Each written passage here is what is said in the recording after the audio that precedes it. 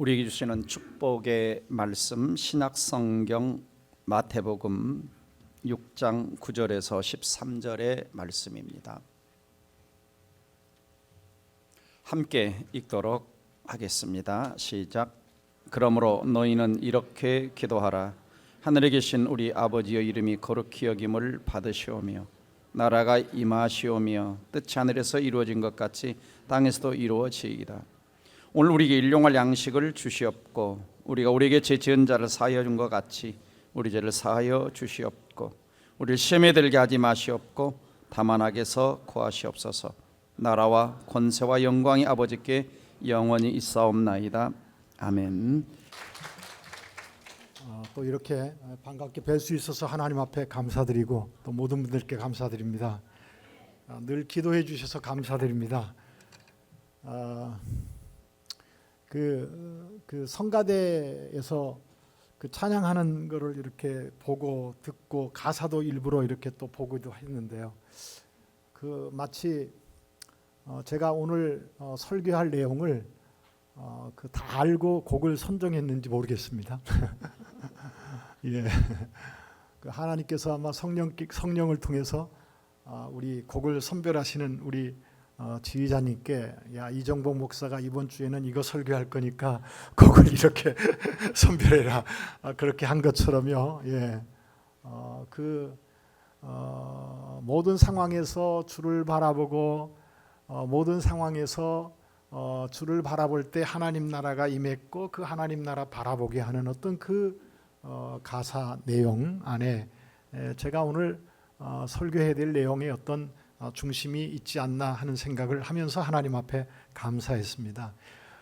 저도 예전에 저도 성가대 했었던 때가 있었거든요. 근데 일주일에 한 번씩 새로운 곡을 이렇게 연습해 가지고 이렇게 부른다는 게 이게 보통 일이 아닙니다. 근데 내가 옛날에 어떻게 저렇게 했지? 싶은 그런 생각이 드네요. 네.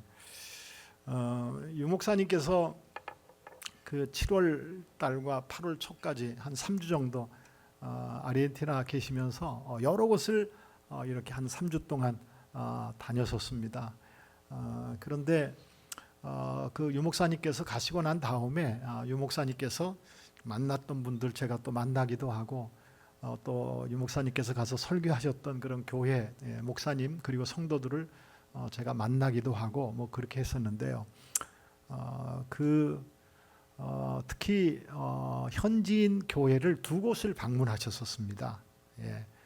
한 교회는 조금 성도님들이 많이 모이는 그런 교회였었고 한 곳은 이제 한 예배 출석하시는 분들이 한 50여 명 정도 되는 어떤 개척한 지 한 6, 7년 정도 된 교회에서 설교하시고 있었습니다. 근데 그 목사님들을 이렇게 제가 만났었을 때 그 교인들이 아직도 목사님이 가시고 난 다음에 그때 설교를 기억하면서 이야기하고 은혜 받은 내용들을 이렇게 나누고 한다라고 하는 이야기를 듣고 하나님 앞에 함께 감사했습니다. 그리고 성도님들이 목사님을 꾸어 주셔서 그 아르헨티나 성도님들이 그렇게 성경 말씀을 통해서 설교하신 그런 말씀을 듣고 어쨌든 어떤 전환점을 가지고 계신 분들도 아마 그 가운데 있으리라 하는 어떤 생각이 들어갑니다. 그리고 유 목사님이 저랑 3주 정도 이렇게 뭐 같은 공간에서 자고 먹고 그랬던 때가 처음이었었는데요. 어쨌든 그렇게 있으면서 자고 일어나서 인사하고 뭐 이렇게 하고 아침마다 했었던 것 중에 하나가 있습니다. 그게 매일 성경 본문을 가지고 목사님은 목사님 나름대로 묵상하신 내용, 저는 제 나름대로 일어나자마자 묵상한 내용을 가지고 그렇게 함께 쉐어하면서요, 나누면서 그리고 함께 기도하고 했었던 시간을 짧게도 갖고 길게는 아마 1시간 이상도 아마 갖고 그러면서 시간을 가졌었던 기억이 있고요. 그리고 또 칠레나 우루과이에서는 이제 호텔에 계속 머물면서 그 아침에 일어나서 그 말씀을 나누고 그리고 같이 기도하면서 뭐 목사님 뭐 외국에 나가 계신다고 해도 늘 마음은 한국에 와 계시더라고요. 그래서 교인들 지금 뭐 하나, 이분은 뭐 하나 그러면서 이제 말씀 나누고 같이 기도하고, 그리고 한국 교회에서도 설교를 하시고 그리고 개인도 만나시고 그러면서 다양한 어떤 사역을 하시다가 이제 돌아오셨는데, 공항에서 잘 가십시오 하고 혼자서 이렇게 뒤로 돌아오는데 뭔가 이렇게 허전한 느낌이 있었습니다. 그래서 이번에 한국에 와서 지난주에 만나 뵀었을 때 얼마나 반갑던지요. 딴 때보다도 조금은 더 반가웠었습니다. 네.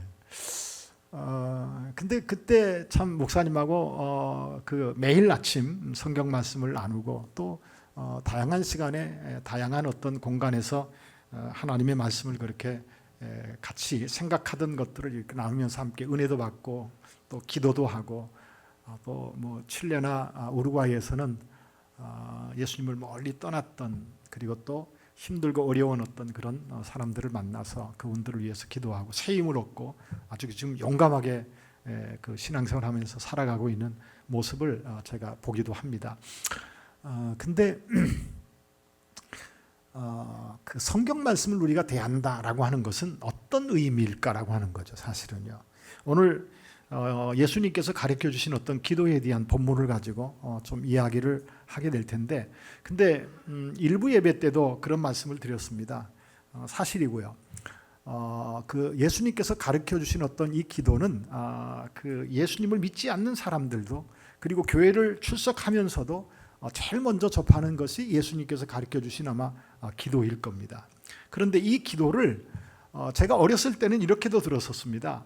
뭐 기도가 안 되면은 주기도문만 100번 해라, 그러면은 된다, 뭐 그렇게 하는 얘기도 많이 듣고요. 그리고 힘들고 어려울 때 주기도문만 하면은 막 소원 성취가 되어지고 병든 자도 고쳐지고, 실질적으로 그런 사람들이 있더라고요. 그래서 하나님께서 이렇게도 일해 가시고 은혜를 베푸시구나라고 하는 것들을 어렸을 때부터 생각을 했었습니다. 그런데 제가 이제 청년 때부터 혼자 성경을 보고 혼자 성경을 공부하고 뭐 이렇게 신학교에 가서 성경을 공부하고 그렇게 하면서 제 마음에 들었던 큰 생각 가운데 하나가 무엇이었었느냐 하면은, 성경에서 말하는 그 성경 이야기와 그 교인들이 알고 있는, 성도님들이 알고 있는 그 성경 내용은 참 많이 다르구나라고 하는 생각을 하게 되었습니다. 그것 때문에 저는 성경을 더 많이 보기도 합니다. 저는 매주 성경을 가르치고 있지 않습니까? 매주, 어떤 때는 거의 매일 성경을 가르칠 때도 있습니다. 한 개인에게도 가르칠 때도 있고 그룹으로 가르칠 때도 있고, 많은 어떤 사람들을 대상으로 해서 가르칠 때도 있는데요. 제 마음에는 늘 그런 안타까움이 있는 겁니다. 어떤 안타까움이 있느냐 하면은, 신앙생활을 해가는데 신앙의 내용이 성경과 다른 어떤 신앙의 내용을 가지고 신앙생활을 하는 사람들이 너무너무 많이 있는 것을 다니면서 너무너무 많이 봅니다. 그런 것 때문에 우리 유 목사님과도 굉장히 많은 그런 어떤 대화를 지난 아르헨티나 있었을 때에 하면서 같이 기도도 하고 성경을 같이 토의도 하고 그런 시간을 개인적으로 가져서 참 좋았었는데요. 근데 성도님들 많은 분들이 주기도문에 대하여서도, 예수님께서 가르쳐 주신 어떤 기도에 대해서도 이 내용에 대하여서 깊이 생각하는 분들이 많지 않은 것 같습니다. 그리고 주기도문을 마치 무슨 주문을 외우듯이 주기도문을 읊조리는 분들이 굉장히 많이 있다라고 하는 생각을 오래전서부터 했었습니다. 근데 한 번도 처음서부터 마지막까지 자세하게 설교를 했었던, 그리고 성경을 그렇게 많은 사람들을 대상으로 해서 가르쳤던, 깊숙하게 내용을 가지고 가르쳤던 기억이 제게는 희미한 것 같습니다. 희미해요. 그래서 오늘은 주기도문에 대하여서 자세하게는 말씀드릴 수 없지만은 큰 어떤 큰 어떤 그 그림 속에서 예수님께서 가르쳐 주신 그 기도의 내용을 대략적으로 우리가 생각은 한 번쯤은 하고요. 예수님께서 가르쳐 주신 이 기도와 더불어서 나는 어떤 내용으로 하나님 앞에 기도하고 있는지를 한번 좀 생각을 해 가시면서 내가 무엇을 어떤 제목을 가지고 어떤 내용으로 기도하느냐라고 하는 것은요, 그분의 신앙의 내용이 어떤가라고 하는 것을 측정해 볼 수 있는 굉장히 중요한 잣대가 되어줄 수 있지 않은가 하는 생각을 해봅니다. 그래서 자세하게 이야기하기보다는 이 예수님께서 가르쳐 주신 어떤 이 기도의 내용을 어떤 관점에서 이해해가면서 우리가 다시 한번 예수님께서 가르쳐 주신 어떤 기도의 내용을 토대로 해서 내가 하나님 앞에 기도하면서 신앙의 삶을 해갈 것인가라고 하는 부분들을 좀 생각해 보면 좋겠다 싶어서 이 본문을 잡았습니다. 사실 이 본문을 가지고 설교하는 것은요, 저 개인에게는요 굉장히 큰 용기를 내었습니다. 사실은 저 개인에게는. 왜냐하면 두 가지 이유 때문이에요. 그것은요, 하나님 나라를 여러분들에게 또 이야기해야 되기 때문이었고요. 왜냐하면 제가 하나님 나라를 굉장히 많이 이야기하지 않았었습니까? 그런데 오늘 하나님 나라를 또 이야기했어야만 되었습니다. 1부 예배 때. 그리고 오늘 2부 예배 때는 1부 예배 때 하나님 나라에 대하여서 이야기했었던 그 이야기를 아주 간략하게만 조금 이야기하고, 이제 오전 예배에 이어서 이제 예수님께서 가르쳐 주신 기도의 내용을 좀 생각을 해야 될 텐데요. 한번 성경을 한번 우리 볼까요? 성경 한번 보겠습니다. 아주 간략하게 짧은 시간 안에 좀 살펴보도록 하겠습니다. 마태복음 4장 23절이요. 마태복음 4장 23절이요.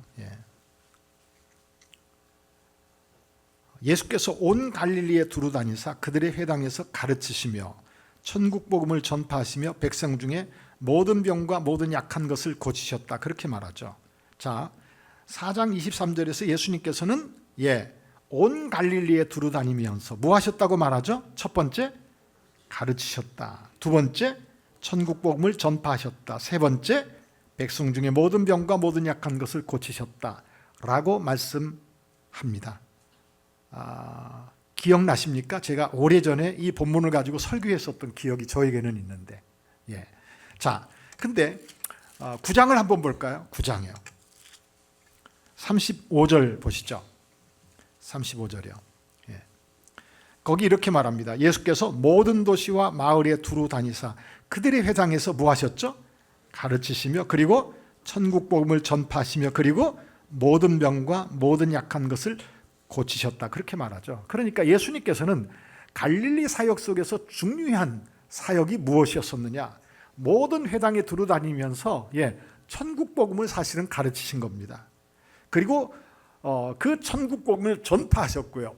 그리고 그 천국 복음이 예수님께서 말로만이 아니라 실제적으로 능력으로 나타나시는 천국 복음을 선언하셨음을 성경은 우리에게 이야기하고 있는 것이죠. 그렇다고 하면은 4장 23절서부터 9장까지의 중심 내용이 뭐죠?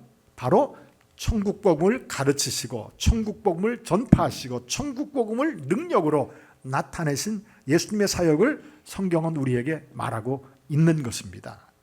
그런데 산상보훈 5장, 6장, 7장 이 산상보훈 안에 오늘 우리가 특별히 읽었던 마태복음 6장 9절부터 13절에 있는 이 우리가 흔히 주기도문이라고 이야기하고 있는 이 내용도 바로 그 천국 복음을 가르치신 그 내용 안에 포함되어 있다라고 하는 이야기죠. 그렇다고 하면은 예수님께서 가르쳐 주신 이 기도는 하나님 나라를 이해하지 않고는 예수님께서 가르쳐 주신 그 기도의 내용을 올바로 이해할 수 없다라고 하는 이야기입니다. 그래서 하나님 나라를 저는 많은 부분 속에서 다양하게 여러분들에게 말씀을 드렸었는데요. 또 한번 볼까요? 마태복음 3장 1절입니다. 3장 1절이요. 한번 다 같이 읽으실까요? 시작. 회개하라 천국이 가까이 왔느니라. 4장 17절 볼까요? 4장 17절입니다. 또 같이 한번 읽어보실까요? 이때부터 예수께서 비로소 전파하여 이르시되 회개하라 천국이 가까이 왔느니라. 자, 우리 예수님께서 가르쳐 주신 6장 주기도문 안에 6장 9절과 10절만 같이 한번 읽어보시겠습니다. 시작.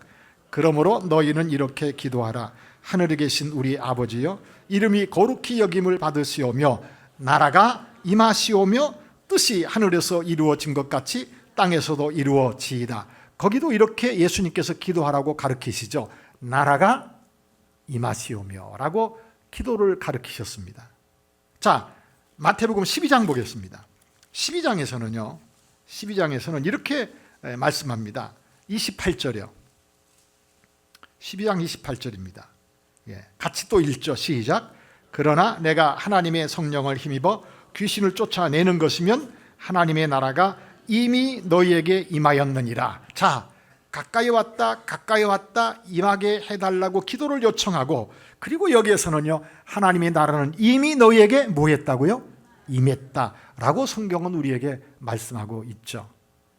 많은 분들의 하나님 나라의 오해가 어디에서부터 시작되어지느냐 하면은, 하나님 나라를 생각할 때 죽은 다음에 가는 곳만 하나님 나라라고 오해하고 있어요. 그래서 하나님 나라는 죽은 다음에 가는 것이고, 우리가 그 나라에 들어가기 위하여서 예수를 믿고 신앙생활 해가는 것으로 생각하고 있죠. 틀린 것만은 아닙니다. 어떤 한 부분 속에서는 옳아요. 그런데 오늘 성경 말씀 안에서 죽은 다음에 하나님 나라만을 생각했다라고 하면은 전체를 다 알고 있는 것이 아님을 생각해 볼 수 있지 않습니까? 왜냐하면 세례요한이 회개하라 천국이 가까이 왔다라고 이야기하잖아요. 천국에 들어갈 것이다가 아니라 천국이 가까이 왔다. 예수님께서도 회개하라 천국이 가까이 왔느니라. 예수님께서 그 나라가 죽은 다음에 들어가게 해주십시오라고 기도하게 말씀하시지 않고, 그 나라가 우리가 살고 있는 이 땅에 임하도록 해달라고 기도하라고 예수님께서 가르치고 있지 않습니까? 그리고 심지어는 조금 전에 읽었던 마태복음 12장 28절에서는 내가 성령을 힘입어 귀신을 쫓아내는 것이면 하나님의 나라가 이미 너희에게 뭐 했다고요? 임하였다라고 성경은 말합니다. 그렇다고 하면은 하나님 나라는 죽은 다음에 들어가는 것만이 아니라, 하나님 나라는 우리가 이미 살고 있는 이 땅에서부터 시작되어진다, 그리고 시작되었다라고 하는 것을 성경이 우리에게 말씀하고 있단 말입니다. 신구약 성경 전체를 통해서요, 죽은 다음에, 장소적인 개념으로 죽은 다음에 천국 간다라고 하는 어떤 그 이야기는요, 너무너무 희미합니다. 어찌 보면은요, 정말 성경을 꼼꼼하게 저처럼 꼼꼼하게 읽는 사람은요, 죽은 다음에 하나님 나라 들어간다라고 하는 이야기가 한 곳도 등장하지 않아요. 사실은요, 어떤 의미에서는요. 그러나 우리는 흔히 죽은 다음에 천국 간다라고 하는 것으로 익숙해져 있어서, 이미 예수를 믿음으로부터 시작되어지는 하나님 나라에 대하여서는 거의 무관심하면서 신앙생활 하다 보니, 오늘 일부 예배 때도요, 누가복음 17장을 읽었습니다. 설명했기도 해서 읽고 질문도 해보았습니다. 누가복음 17장 더 볼까요?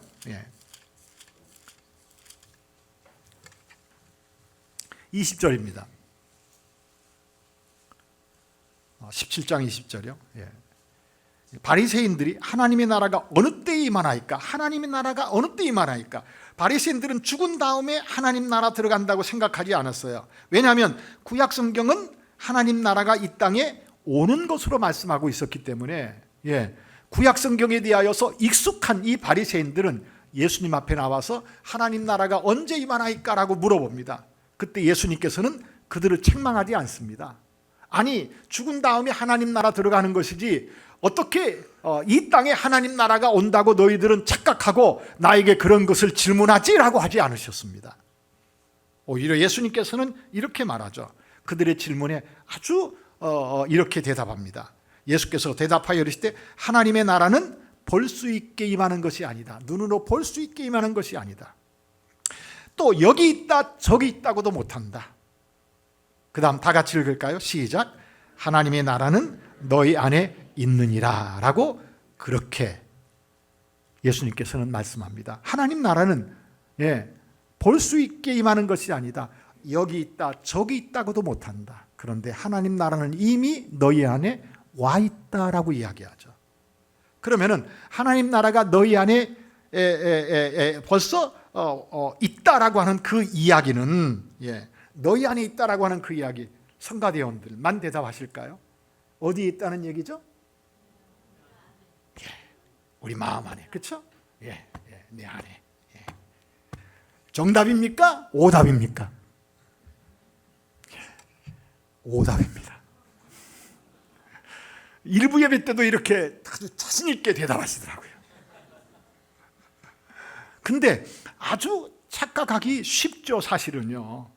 예수님께서 거기 여기 있다 저기 있다고도 못하리니 하나님의 나라는 너희 안에 있느니라. 저는 분명히 이 이야기를요, 이 2부 예배 때 예전에 왔을 때 설명을 했었습니다. 근데 왜 그때는 이해했고 지금은 다 잊어버리고 또 내 안에 있다라고 이야기하느냐, 내 마음 안에 있다고 이야기하느냐? 그것은요, 죽은 다음에 가는 하나님의 나라가 우리에게는 너무나도 깊숙하게 뿌리 내리고 있어서입니다. 그리고 지금 제가 이거 시간이 가서 이 말씀 드려도 괜찮겠네요. 어느 교회, 굉장히 큰 교회 목사님이십니다. 지금은 그 교회가 한 7, 8천 명 되는 것 같은데요. 그 교회에서 여러 차례 제가 가서 성경을 강의도 하고 뭐 설교도 하고 그랬었습니다. 근데 한 번은 갔더니 그 목사님이 그 책을 하나 썼다고 하시면서 저에게 이렇게 한번 읽고서 좀 교정해야 될 부분이 있으면 교정을 좀 해달라고 그러시더라고요. 그래서 제가 사양했습니다. 뭐 그 책을 인쇄하기 전에 낸 책인 그분이 아주 그렇게 심혈을 기울여서 기울은 그리고 저보다도 연세가 많으신 목사님이신데 뭐 공부도 많이 하신 그런 목사님이십니다. 제가 어떻게 그 교정을 할겠냐, 나중에 책이 나오면은 제가 읽어보고 도움을 입겠다고 그렇게 말씀드렸습니다. 그런데도 극구 제게 이렇게 좀 집회하는 동안에 읽어보고 좀 얘기 좀 해달라고 그래서 집회하는 동안이니까 한 3일 제가 집회를 했었는데 읽어가면서 제가 다는 안 읽고요. 어떤 특정한 부분들만 이렇게 좀 보면서 이 제목들이 있으니까 이 부분은 어떻게 쓰셨나, 이 부분은 어떻게 쓰셨나 하면서 보는데 하나님 나라에 대한 부분이 있더라고요. 다른 부분도 좀 살펴보기도 했는데, 근데 그 부분 속에서 그 하나님 나라의 현재성 해가지고 누가복음 17장 20절하고 21절을 이야기하면서 하나님 나라의 현재성을 이야기하면서 하나님의 나라는 우리의 마음에 너희 안에 있느니라, 하나님의 나라는 우리 마음 안에 와 있는 것으로 심령천국을 이야기하면서 얘기했더라고요. 그래서 이 본문하고는 틀리다라고 하는 생각이 저는 있어서 말씀을 드렸습니다.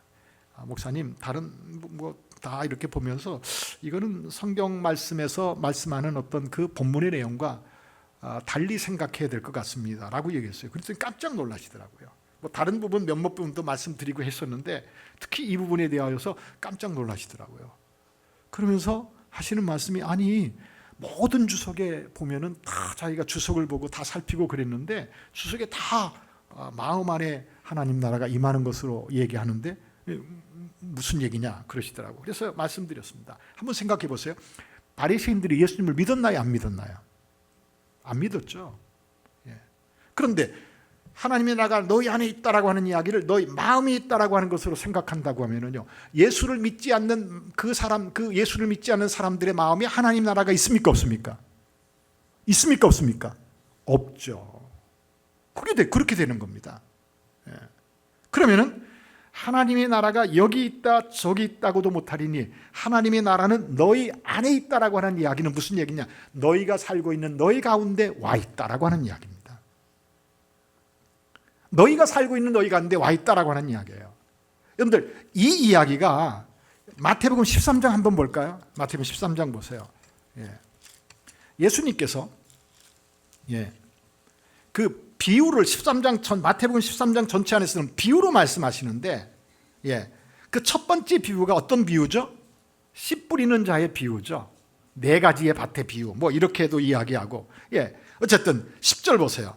이야기하시고 제자들이 예수께 나와 이르되 어찌하여 그들에게 비유로 말씀하시나이까? 11절 볼까요? 대답하여 이르시되 천국의 비밀을 아는 것이 너희에게는 허락되었으나, 그러니까 비유로 말씀하신 것을 천국에 뭐라고 말하죠?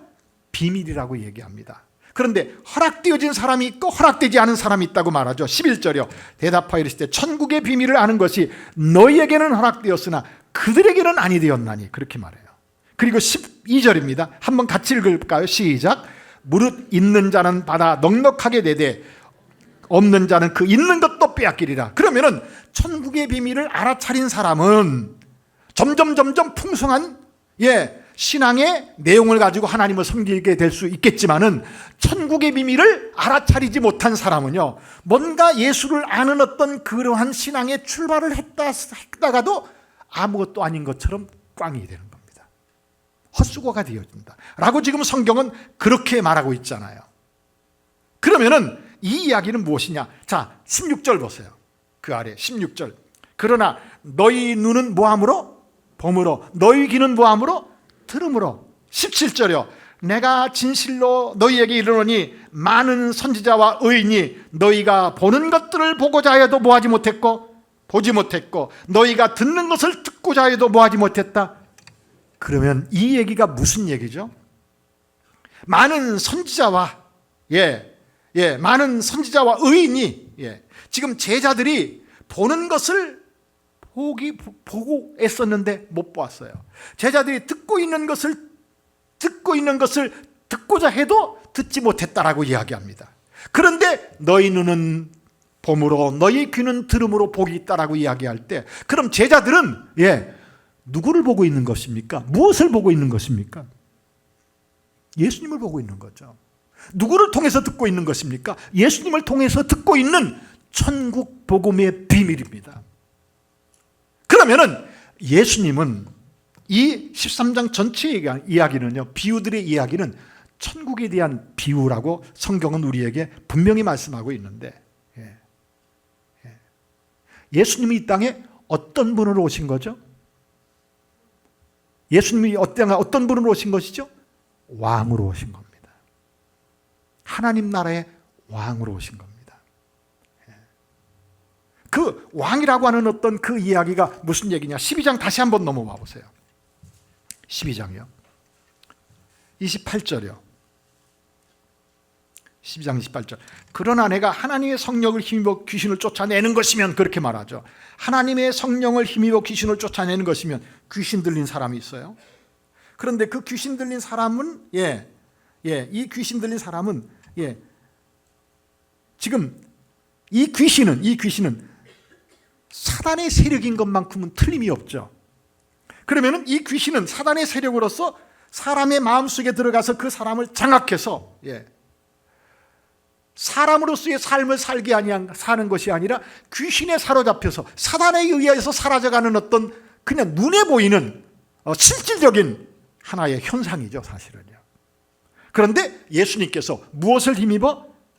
하나님의 성령을 힘입어 귀신을 쫓아냅니다. 그러면은 그 사람, 귀신이 쫓겨나고 그 사람에게 누가 들어가는 거죠? 성령님이 들어가셔서 그 사람을 지배하게 되어지는 겁니다.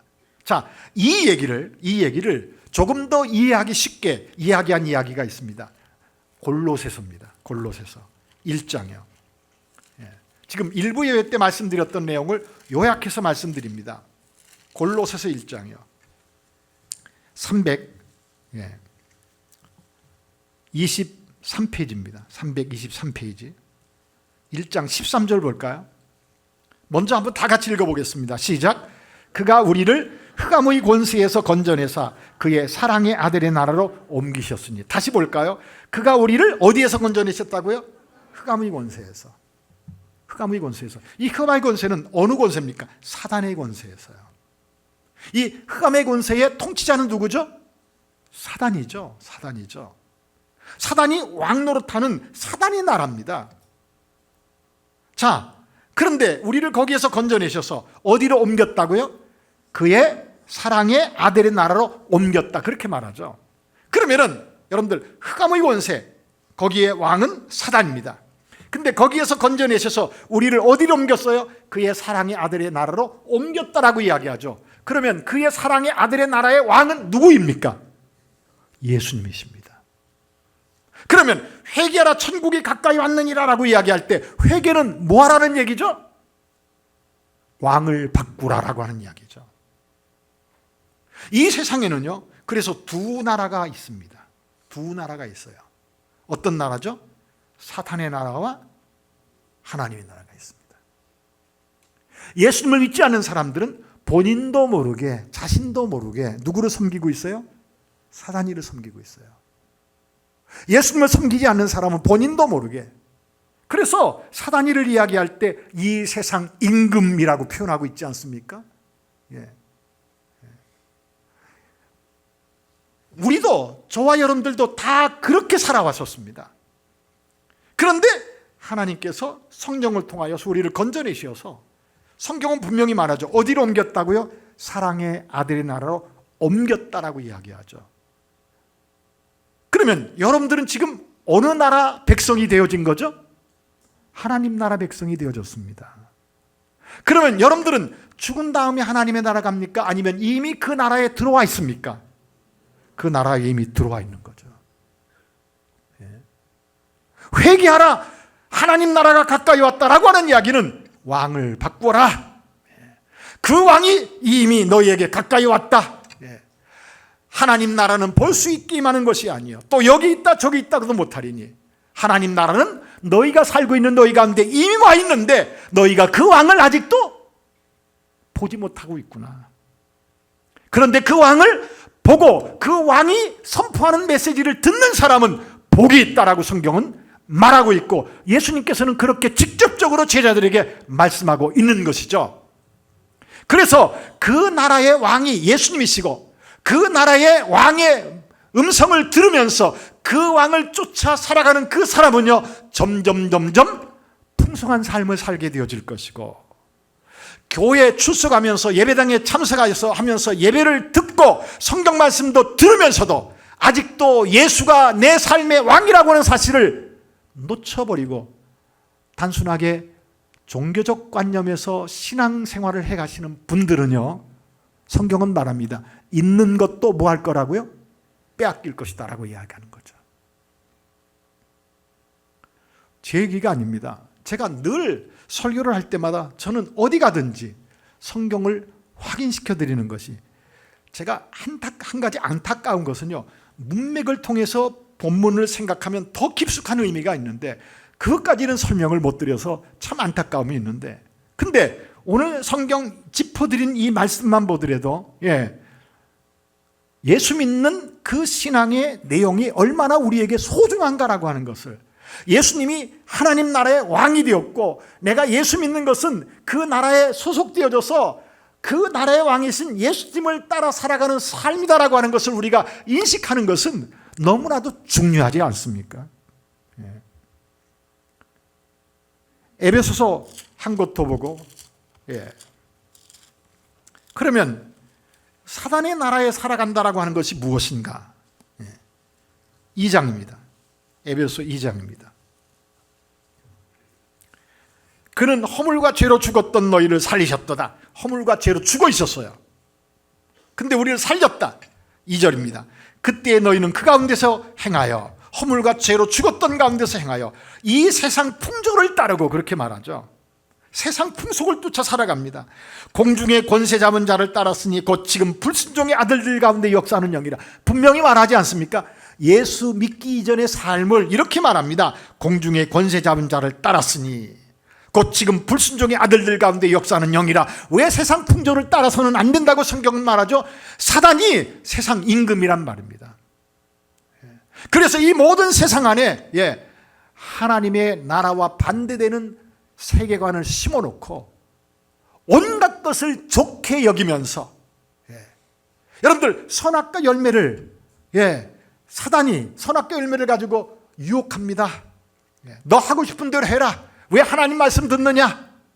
사단의 이야기 들은 다음에 선악과 열매가 어떻게 보였다고 이야기하죠? 먹음직하고 보암직하고 지혜롭게 할 만큼 탐스럽기도 한지라. 사단이는 지금도 예수 믿는 사람까지 세상에 있는 온갖 것들을 가지고 먹음직하고 보암직하고 지혜롭게 할 만큼 탐스럽기도 한 나무처럼 보이면서 보여가게 하면서 유혹하고 있는 거죠. 어디에다가 그것들을 다 보여주고 있죠? 이 세상에서 온갖 좋은 것들을 다 보여가면서. 그래서 3절입니다. 전에는 우리도 다 그 가운데서 육체 욕심을 따라 지내며 육체와 마음이 원하는 것을 하여 다른 이들과 같이 본질상 진노의 자녀였더니라고 성경은 말하면서 나도 모르게 사단이를 쫓아가는 삶은 뭐죠? 세상을 쫓아 삽니다. 그리고요, 육체 욕심을 따라 지냅니다. 그리고 내가 원하는 대로 삽니다.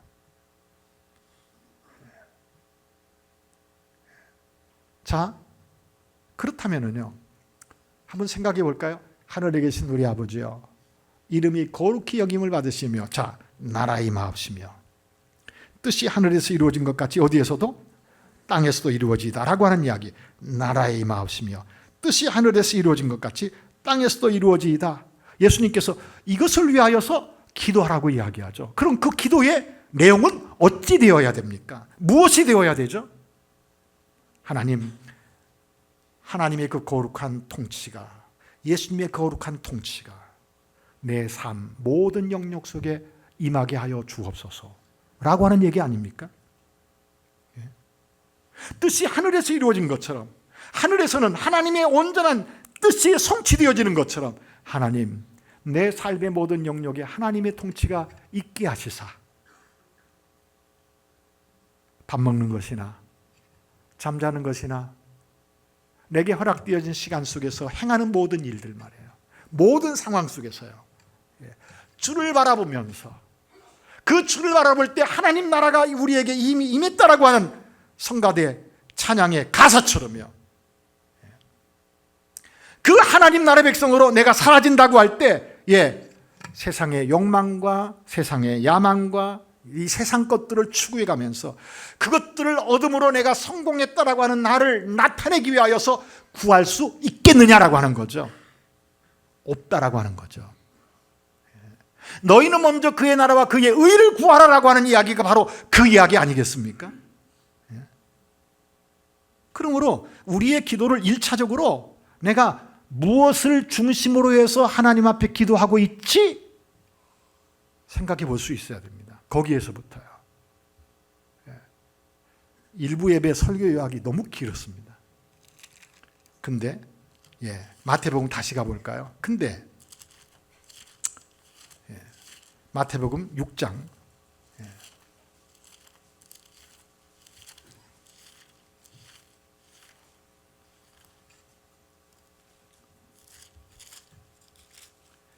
하늘에 계신 우리 아버지여, 이름이 거룩히 여김을 받으시오며 나라가 임하시며 뜻이 하늘에서 이루어진 것 같이 땅에서도 이루어지이다. 자, 하나님 나라 관점에서 이 기도가 어떤 기도일까? 좀 이해가 되시죠? 그 다음은요 11절입니다. 오늘 우리에게 일용할 양식을 주시옵고, 그리고 12절, 우리가 우리에게 죄 지은 자를 사하여 준 것 같이 우리 죄를 사하여 주시옵고, 13절이요, 우리를 시험에 들게 하지 마옵시고 다만 악에서 구하시옵소서. 나라와 권세와 영광이 아버지께 영원히 쌓옵나이다. 아멘. 성령으로 이렇게 끝나는데요, 어떤 의미에서는요 9절과 10절에서 이야기되어지고 있는 하늘에 계신 우리 아버지여, 이름이 거룩히 여김을 받으시오며 나라가 임하시며 뜻이 하늘에서 이루어진 것 같이 땅에서도 이루어지이다 라고 하는 어떤 첫 번째 부분에서 하나님 앞에 기도하게 하는 어떤 이 내용은요, 10계명에서 1계명에서부터 4계명까지는 어떻죠? 하나님과의 관계에서 법이죠.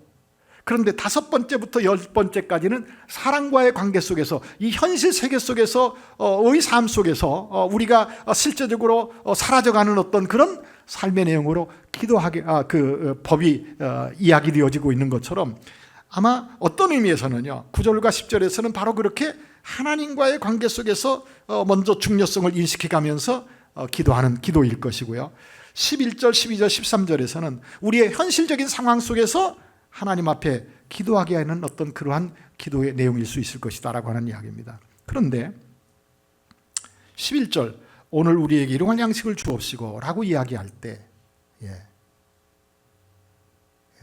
우리는 일반적으로 이 이야기를 우리가 먹을 양식을, 필요한 것을 하나님 앞에 매일매일처럼 구하는 기도라고 생각합니다. 옳습니다.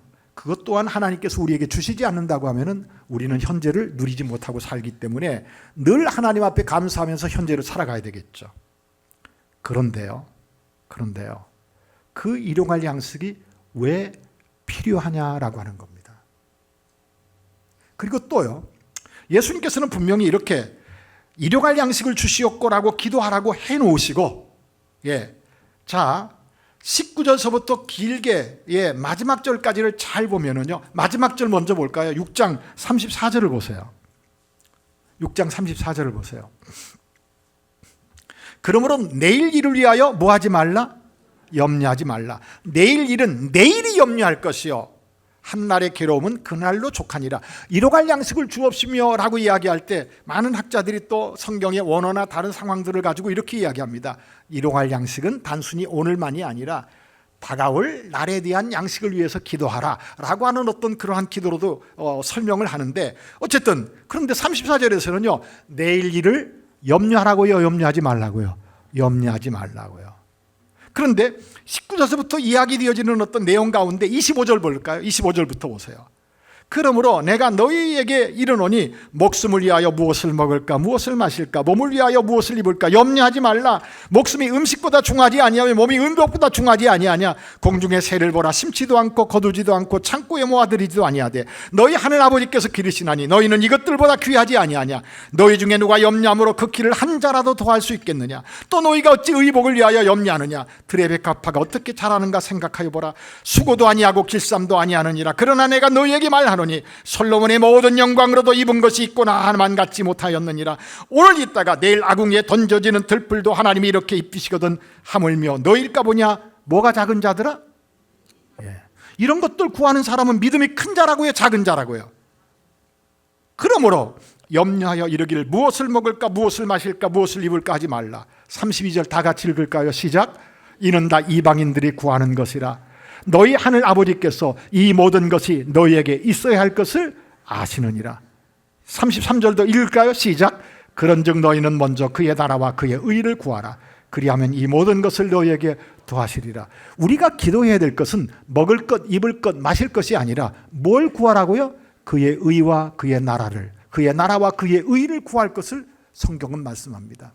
믿음이 없는 사람은요, 먹을 것, 마실 것, 입을 것 염려해가면서 그것들을 구하는 사람이라고, 그것들은 이방인들이 구하는 기도라고 예수님께서 뒤에서는 이렇게 말씀하시는데 앞에서는 야, 일용할 것이 있기 위하여서 기도하라라고 이야기할 때 예수님의 마음은 일용할 것을 위해서 기도하라고 하는 예수님의 마음은, 예수님의 그 생각은 어디에 있었겠느냐라고 하는 이야기입니다.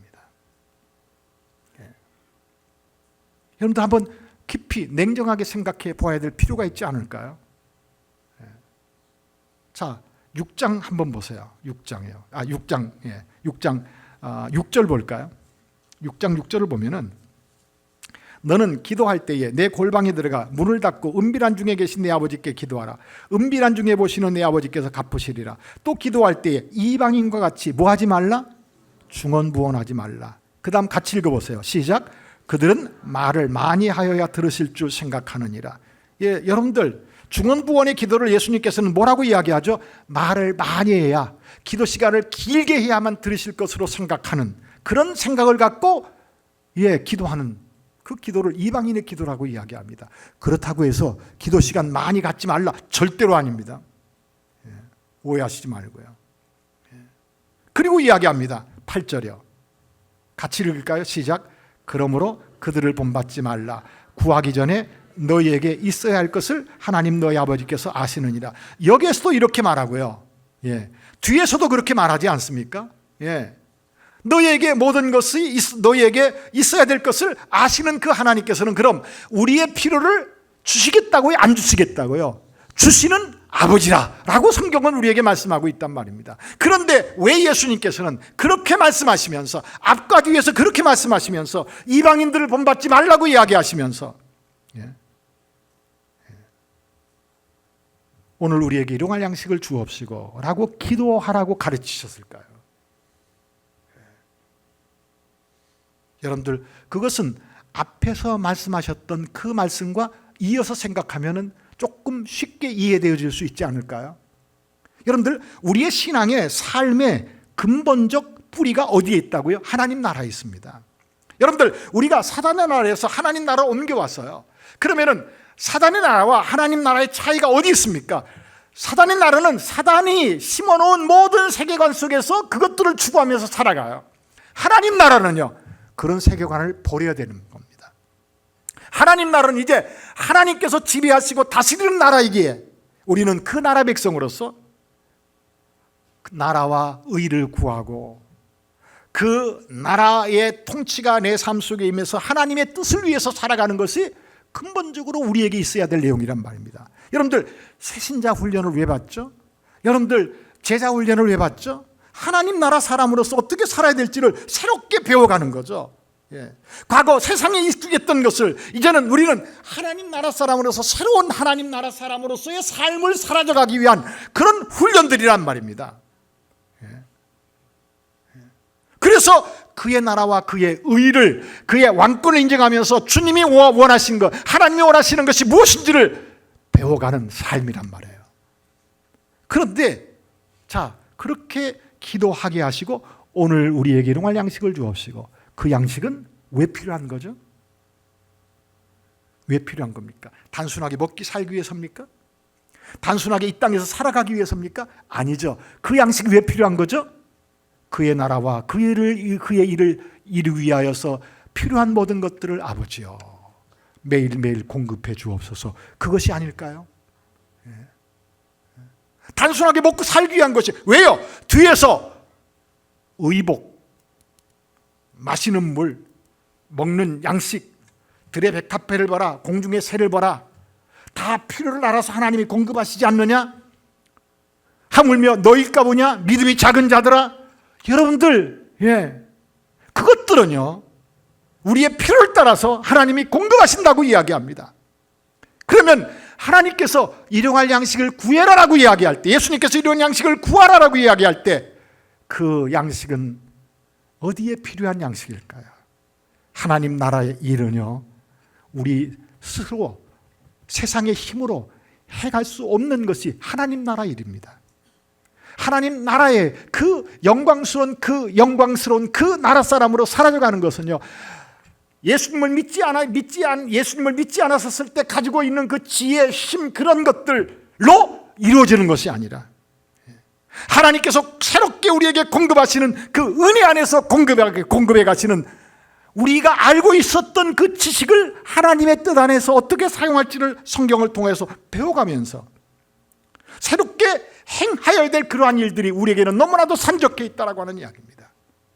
그래서 그 나라와 그 의를, 그 뜻을 이루기 위하여서 필요한 것들은 단순히 먹는 것만이 아니라 포함입니다.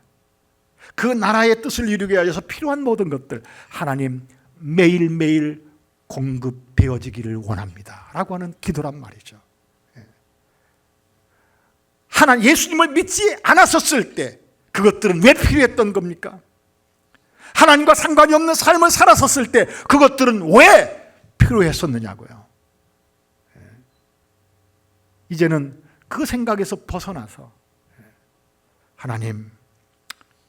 하나님의 뜻을, 예수를 믿고 나니 하나님의 뜻을 이루기 위하여서 내가 살아가야 될 터인데, 하나님 나에게 허락되어진 것도, 그리고 나에게 허락되어질 모든 것들도 주의 뜻을 이루기 위하여서, 주의 영광을 이루기 위하여서 필요한 모든 것들 하나님 공급하여 주시옵소서.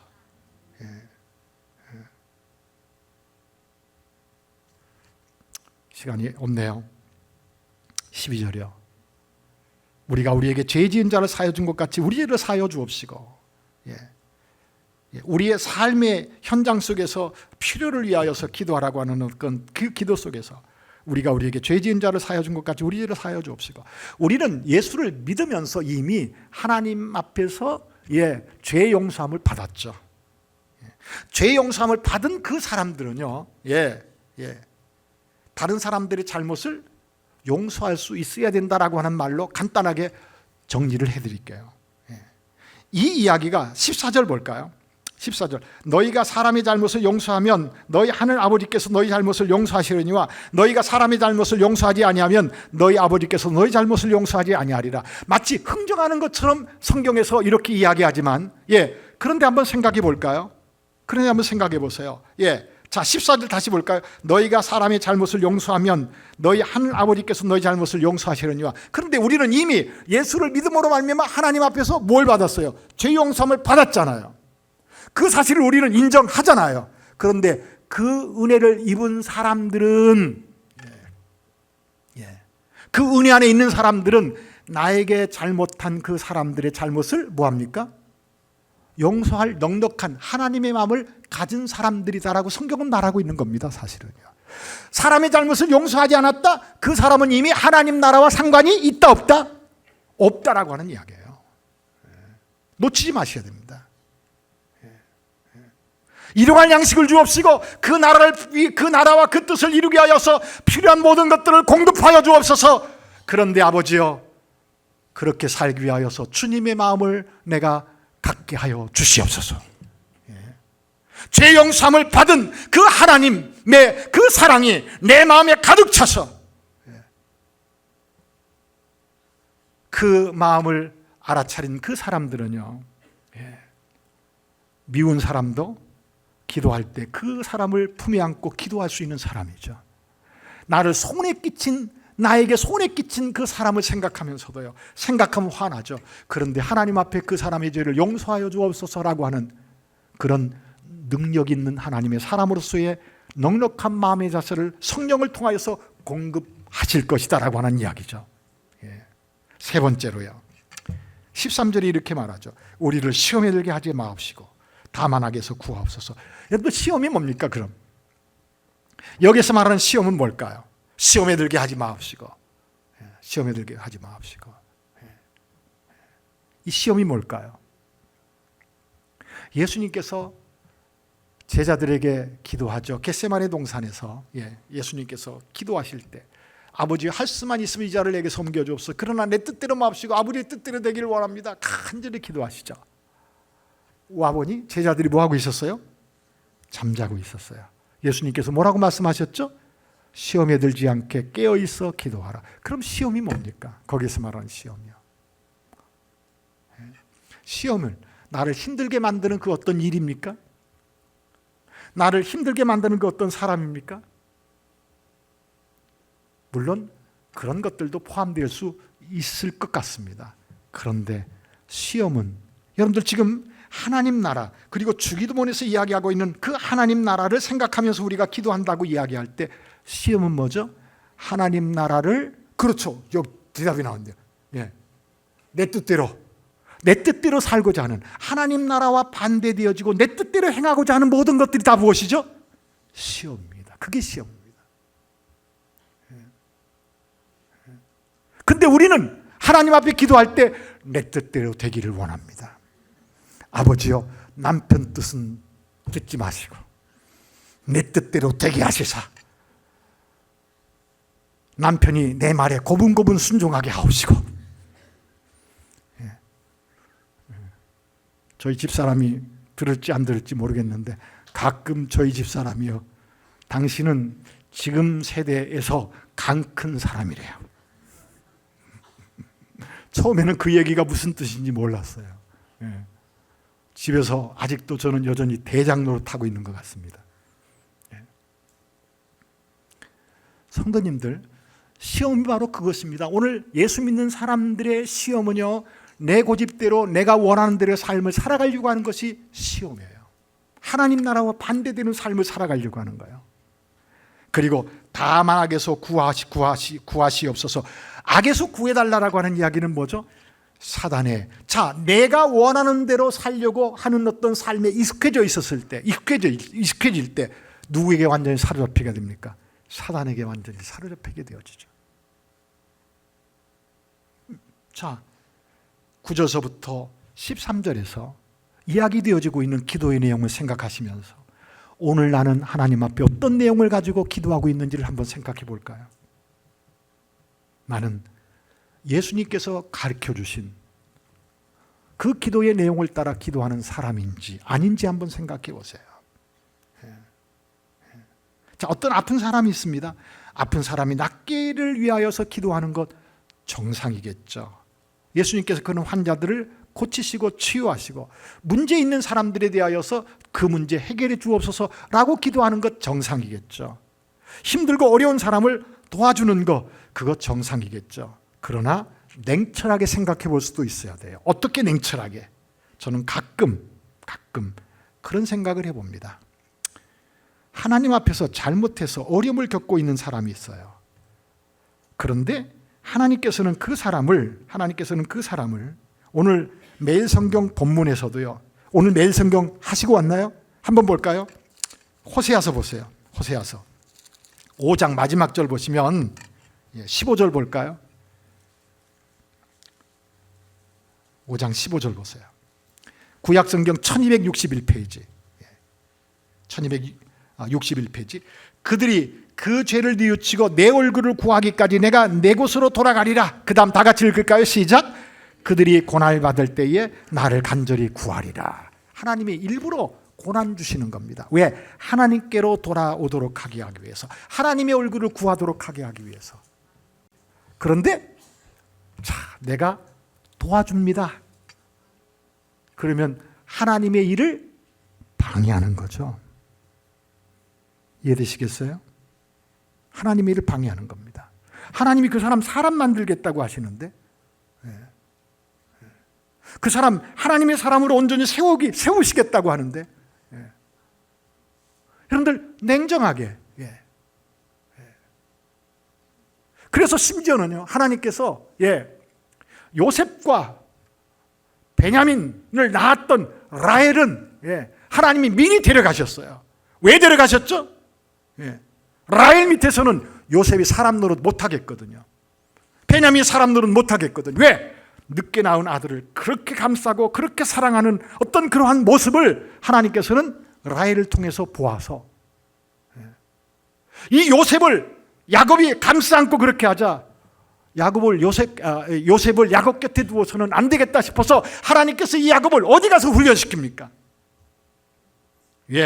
애굽의 종으로 팔려가게 해서 하나님의 사람으로 하나님께서 직접 훈련시키지 않습니까?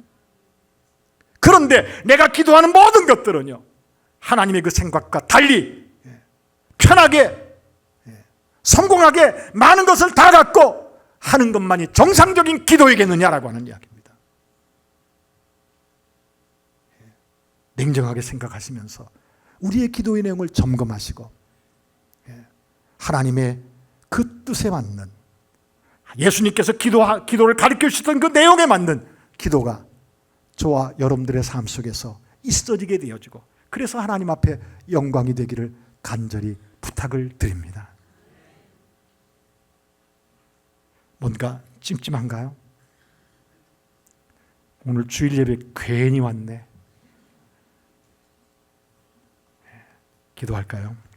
아버지 하나님, 예수님께서 가르쳐 주신 그 기도의 내용이 나의 기도 안에 그 의미를 알아차린 가운데 진실된 기도가 성도들의 기도 속에 아름답게 자리 잡아가게 하여 주시옵소서. 그래서 모든 상황 속에서 주를 바라보며 하나님 나라의 영광이 그 자리에 임하게 하여 주시옵시고 하나님의 찬송이 그 자리에서 선포되어지는 놀라운 역사가 우리 성도님들이 거하는 모든 자리에서 있어질 수 있도록 축복하시고 정말 예수님과 함께하는 성숙된 하나님 나라의 그 영광스러움이 성도들의 삶 속에서 풍성하게 열매 맺을 수 있도록 은총 베푸시고 축복하여 주시옵소서. 예수님 이름으로 기도하였습니다. 아멘.